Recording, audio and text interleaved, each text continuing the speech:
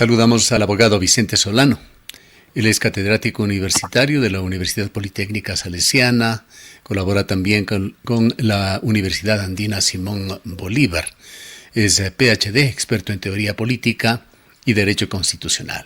Iniciemos este diálogo, abogado Solano, un vistazo al acontecer nacional, conociendo cómo ve usted los puntos que se están dando con respecto a la decisión del presidente de la República en su calidad de candidato de no haber solicitado licencias en derivado algunos temas también relacionados con la vicepresidenta de la República, como esa audiencia que ha sido llamada para esta semana por presunta violencia política en el caso que involucra a la canciller de la Nación con Verónica Abad, así como la intención de Stalin Andino, secretario jurídico de la Presidencia de la República, de que la Corte Constitucional le conceda una audiencia para defender el caso del decreto 500.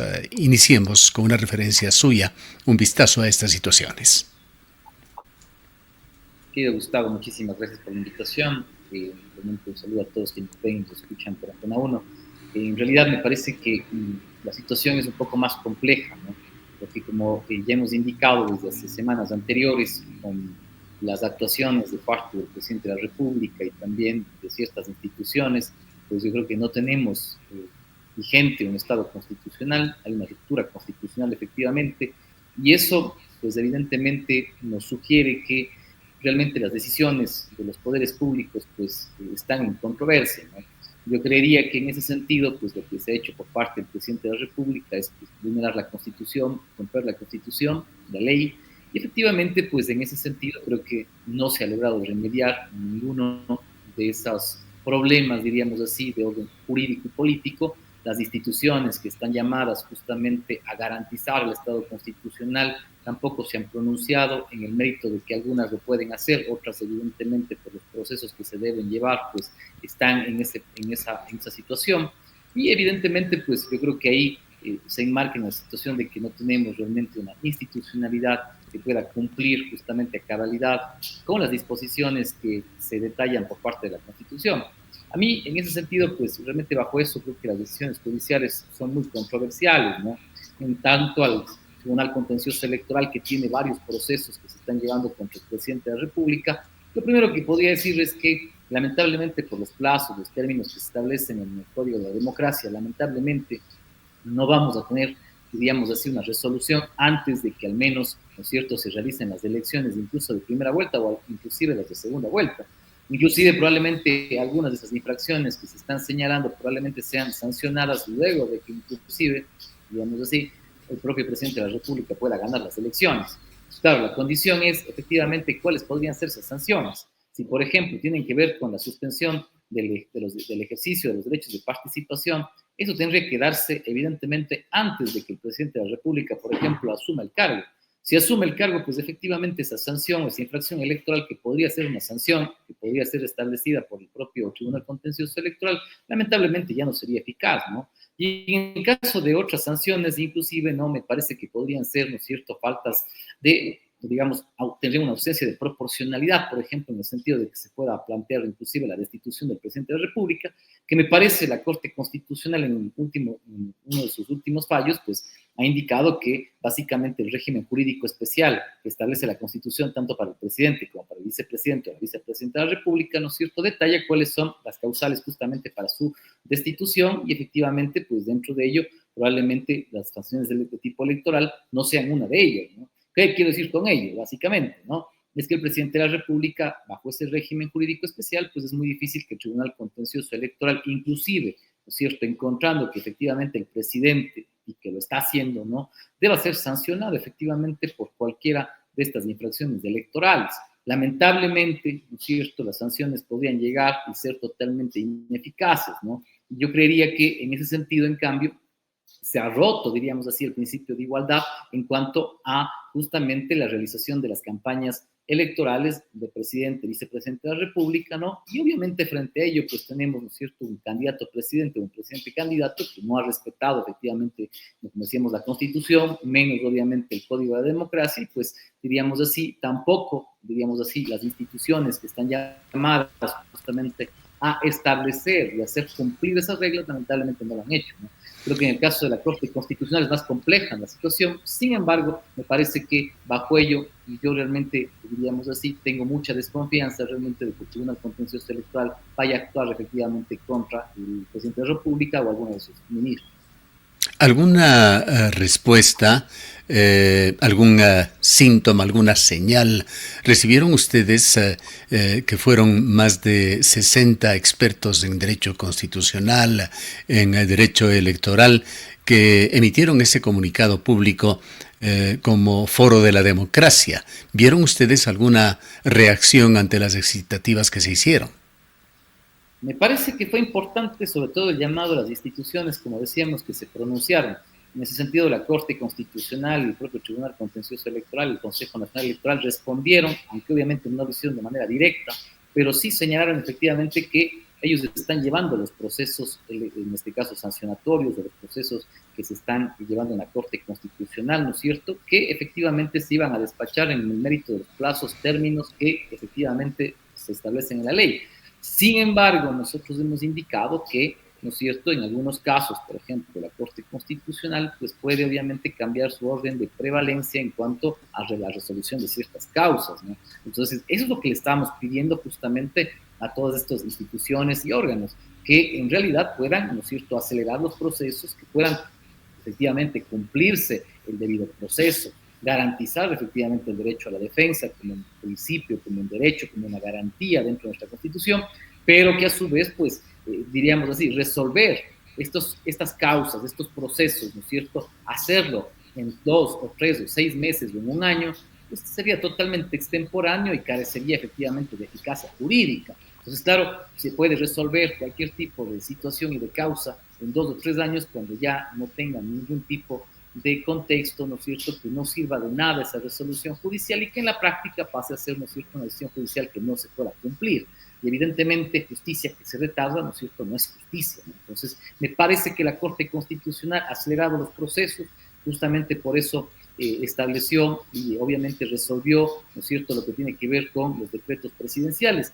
Sin embargo, ¿no?, la propia asesoría jurídica de la Presidencia de la República, ¿qué es lo que está haciendo con esta petición de audiencia? Tratado justamente de retardar el proceso con la finalidad de que en esa audiencia se pueda presentar, entre comillas, sus argumentos. Sin embargo, la Corte Constitucional puede disponer, no es una facultad efectivamente del abogado, y obviamente la Corte puede decir, oiga, no es necesario en este caso, ¿no es cierto?, llamar a una audiencia y se puede resolver inmediatamente. Y me parece que eso es lo necesario, porque los argumentos que se han presentado por parte de la Presidencia de la República realmente me parece que carecen, diríamos así, primero de profundidad realmente, ¿no es cierto?, y de una falta realmente o una carencia de asesoría jurídica especializada en materia constitucional. Me parece que cualquier estudiante de segundo o tercer ciclo tiene respuestas mucho más claras y coherentes de las que puede tener en este caso estos argumentos presentados por la Presidencia de la República. Más allá de la inocuidad que usted señala, doctor Solano, ¿cómo ve usted el futuro? ¿Habrá secuelas? ¿Habrá una estela detrás de estos temas ya en la fase postelectoral? Me parece que en el caso, por ejemplo, específico de la vicepresidenta de la República, yo creo que hay los elementos fundamentales para que, si es que no se resuelve obviamente su caso, yo creo que no lo va a suceder, como habíamos discutido eh, hace meses anteriores, habíamos señalado con claridad de que es muy difícil de que la vicepresidenta de la República asumiera efectivamente el rol de presidenta de la República. Y me parece que se han configurado varios elementos que pueden llevar este caso ante el sistema interamericano de derechos humanos. Judicialmente, yo creo que hay los elementos suficientes y necesarios para poder, ¿no es cierto?, presentar esta causa ante la Comisión justamente Interamericana de Derechos Humanos y que la Comisión la pueda llevar ante la Corte Interamericana de Derechos Humanos. Se cumplen varios presupuestos y me parece que esa podría ser una vía. ¿Qué implica eso? Y quizás la ciudadanía eso no lo entiende, ¿no? El problema es que eso implica de que el Estado ecuatoriano puede ser juzgado en 5, 6, 7 años, ¿no es cierto? Y que además, pues, ¿no es cierto?, se tendría que reparar en este caso el daño que se ha generado contra la vicepresidenta de la República, ¿no? Que eso implica también, y hay que ser claros, ¿no es cierto?, la indemnización, que implica, ¿no es cierto?, los emolumentos, el dinero, ¿no es cierto?, que tendrá que ser además pagado por todos los ecuatorianos y ecuatorianas. Entonces la situación no es tan sencilla, ¿no? Yo creo que hay que tener mucha claridad frente a ello, lo primero, y claro, los resultados también tienen que ver con la comunidad internacional, ¿no? Aunque lamentablemente con los últimos resultados electorales y con lo que está pasando realmente a nivel internacional, es preocupante también la situación, evidentemente, del sistema interamericano de derechos humanos, la situación incluso de la Organización de Estados Americanos, ¿no? Me parece que en los últimos días hay una situación bastante conflictiva, y yo diríamos bastante anormal, pero además bastante preocupante sobre qué va a pasar en los próximos años frente a estos organismos internacionales, porque efectivamente, como vemos, sobre todo con la posesión del presidente Donald Trump en los Estados Unidos, ¿no?, y la generación de muchos decretos, efectivamente, que a toda luz son violatorios de la Convención Americana de Derechos Humanos y otros, pero lamentablemente me parece que la fuerza de los hechos en este caso, pues lamentablemente superan a las convenciones, a los instrumentos internacionales. Ecuador se ve y se verá afectado por lo que sucede en Norteamérica, con ese poderoso gobierno que se sale de los acuerdos del clima de París, que deja a la Organización Mundial de la Salud, que persigue, pero sin un asomo de piedad, de consideración a la situación humana de los emigrantes en Estados Unidos, los persigue de todas las formas posibles. Lamentablemente, estimado Gustavo, y hay que ser claros en eso, además de eso hay que señalar que los Estados Unidos son de los pocos países, y además dentro de lo que es, en lo que es América, evidentemente, ¿no es cierto?, es uno de los pocos países que, por ejemplo, no ha ratificado ciertos convenios internacionales, incluyendo la Convención Americana y sobre todo lo que tiene que ver con la jurisdicción de la Corte Interamericana de Derechos Humanos y así otras cortes. Claro, el problema es que Estados Unidos generalmente ha calificado a muchos países de, digamos así, no democráticos, de violatorios, o en este caso de que cometen violaciones graves de derechos humanos. Sin embargo, los propios Estados Unidos no han aceptado, por ejemplo, la jurisdicción de la Corte Interamericana de Derechos Humanos. Me parece que obviamente, digamos, es fácil acusarnos de una doble moral, ¿no? Pero más allá de ello, ¿no es cierto?, los Estados Unidos, me parece que con el gobierno actual, pues la situación se complejiza mucho más, ¿no? Realmente no hay un respeto inclusive a los principios y a las principales libertades fundamentales, incluso liberales, que tienen los Estados Unidos. Lo que muchos expertos han considerado y consideramos efectivamente que Trump, incluso por la situación en la cual se encuentra el Senado y el Congreso de Estados Unidos, es una especie realmente de un gobierno casi, digamos, con tendencias claramente autoritarias, ¿no? Y obviamente no va a tener prácticamente oposición, diríamos así, al menos, diríamos así, en la función legislativa o en los órganos parlamentarios, no va a tener mayor oposición.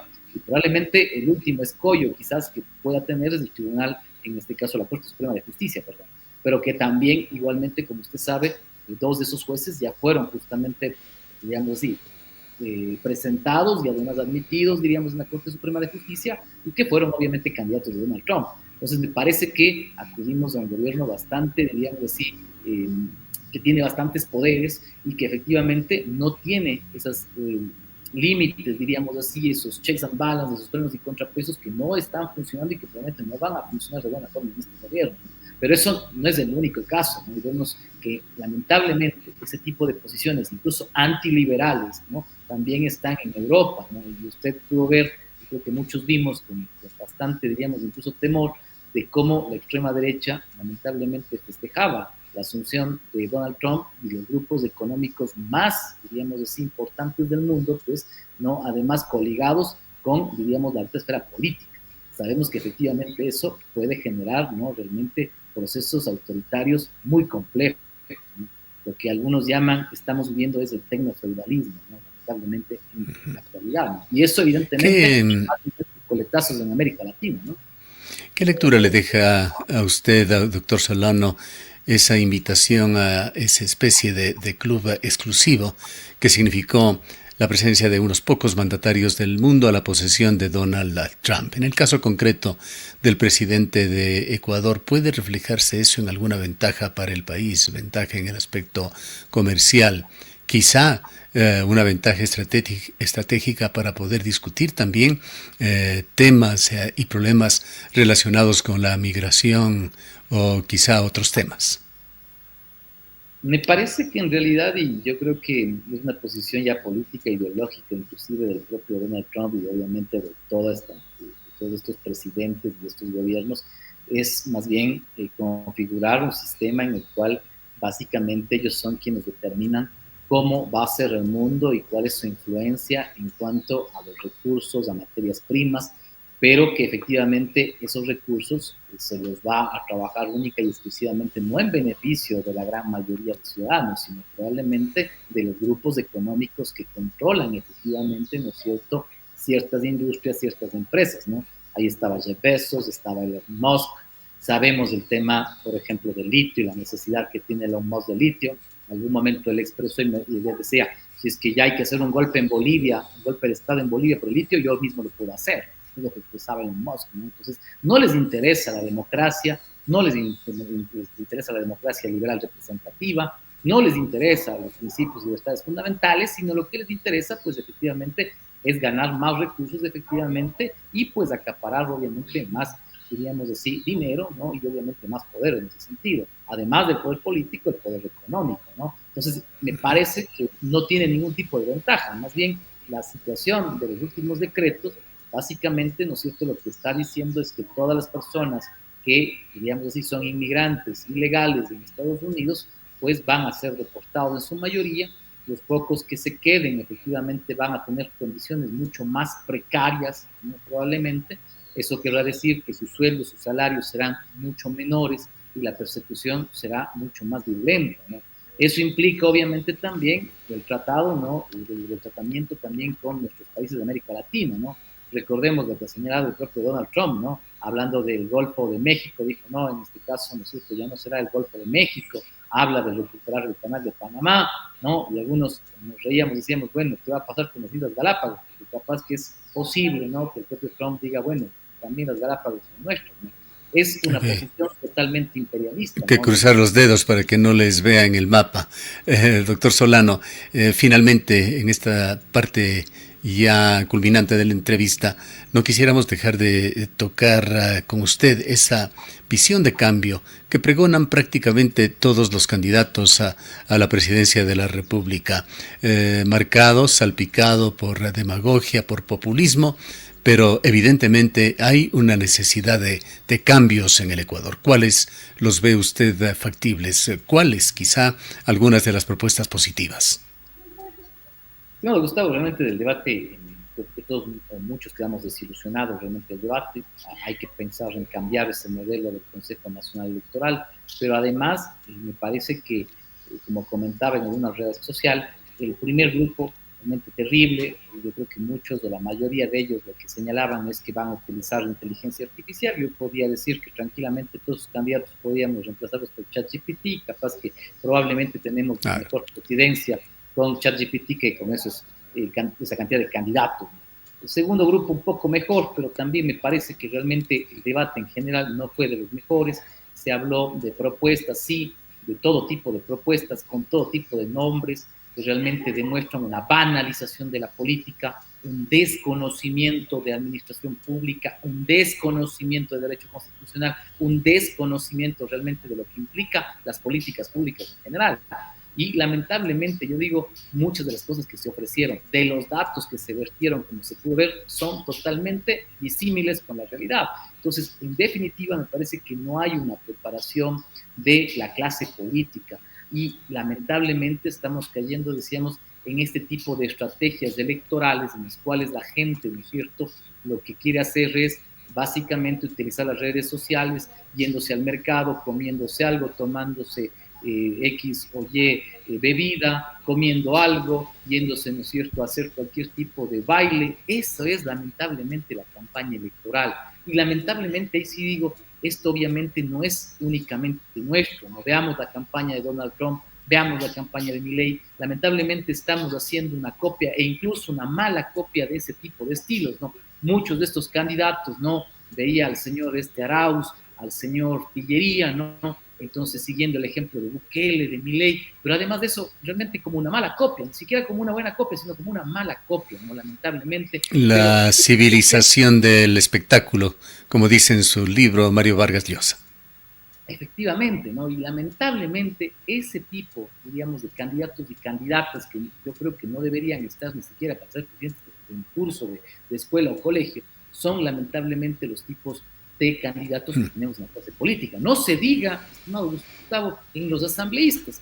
Vayamos y hagamos una búsqueda solamente en los 18 candidatos de asambleístas que tenemos. ¿Cuántos de ellos logramos conocerlos? ¿Cuántos de ellos efectivamente han ido a un debate? ¿Por qué nos hemos ausentado del debate político? Aquí en Cuenca y en el Azuay hay muy pocos debates entre los asambleístas. Yo creo que es una tarea pendiente también, incluso de los medios de comunicación, ¿no? Realmente necesitamos... Bueno, le cuento que nosotros estamos intentando hacer debates, simplemente no lo aceptan. Y lamentablemente es eso, ¿no? Yo digo, incluso no hay como la obligación, entonces, claro, si no hubiera sido porque hay una obligación realmente ya, diríamos, tajante de la normativa del Código de la Democracia, el presidente de la República no hubiera ido. Entonces, eso quiere decir que lamentablemente, ¿no es cierto?, las reglas electorales inclusive, ¿no?, que obviamente son reglas y que deben cumplirse, pero más allá de eso, es la necesidad de realmente discutir la política y de que obviamente nosotros conozcamos cuáles son las propuestas de X o Y asambleísta. Y claro, y lamentablemente, yo lo digo así también, es una responsabilidad de la ciudadanía, ¿no? No, ¿cuántos de nosotros realmente estamos revisando y leyendo las propuestas de las y los candidatos? Porque por ahí sale X candidato diciendo que va a mejorar la vialidad. Bueno, pero ¿qué tiene, cómo va a hacerlo? ¿Con qué reforma legislativa? Otros hablan de que van a regular los arriendos, pero si ya está regulado, bueno, ¿cuál es la reforma legislativa que se plantea? Bueno, todo ello necesitamos conocerlo de una mejor forma, ¿no, Gustavo? Y no hay esos candidatos o candidatos, ¿no? Lamentablemente el tiempo se nos ha agotado. Esperemos los milagros, abogado Solano. Le agradecemos mucho por haber estado con nosotros. Querido Gustavo, le felicito y nuevamente pues, ojalá pues, se puedan dar sus debates, pues ojalá puedan aceptarlos y ojalá pues por el bien de todos yo creo que necesitamos que se discuta la política. Muchísimas gracias. Gustavo. Muchísimas gracias a usted. Han escuchado al abogado Vicente Solano, experto en teoría política y derecho constitucional.